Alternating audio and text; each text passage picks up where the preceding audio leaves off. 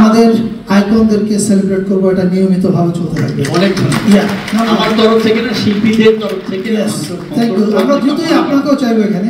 আর নকিব ভাই যে প্রশ্নটা রেজ করলেন, thank you so much for raising this. আমি এখানে দায়িত্বে আসার পরে আজ থেকে 4 মাস আগে আমরা একটা মিটিং করেছি আমাদের মন্ত্রণালয়।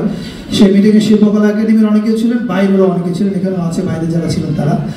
সেখানে আমি একটা কথা বলেছিলাম যে দেখেন, বাংলাদেশের সবচেয়ে বড় সাংস্কৃতিক সম্পদ হচ্ছে গান। আমি ফিল্ম মেকার, আমি যদি বলতে পারতাম সবচেয়ে বড় সাংস্কৃতিক সম্পদ film, I would have been the happiest, কিন্তু আসলে বাস্তবতা তা না। বাস্তব হচ্ছে গান।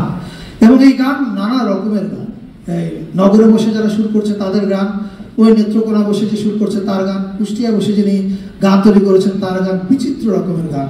সো আমরা একটা কাজ শুরু করেছি, কিন্তু এটা খুব বেশি আগায়নি, কিন্তু আগামী 2-3 মাসের মধ্যে আপনি একটা প্রোগ্রেস দেখতে পাবেন। আপনি একটু আগে বললেন না যে আমাদের এত গান, এটা আর্কাইভিং কোথায়?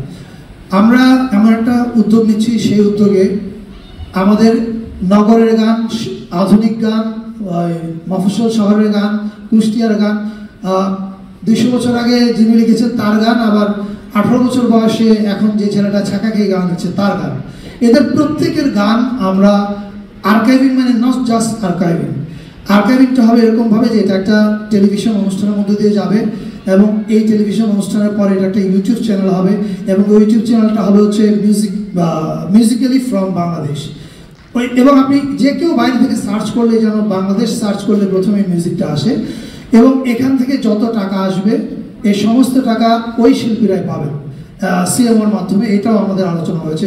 সো দিস ইজ হ্যাপেনিং, কিন্তু একটা স্লোলি যাচ্ছে, বাট ইট উইল হ্যাপেন।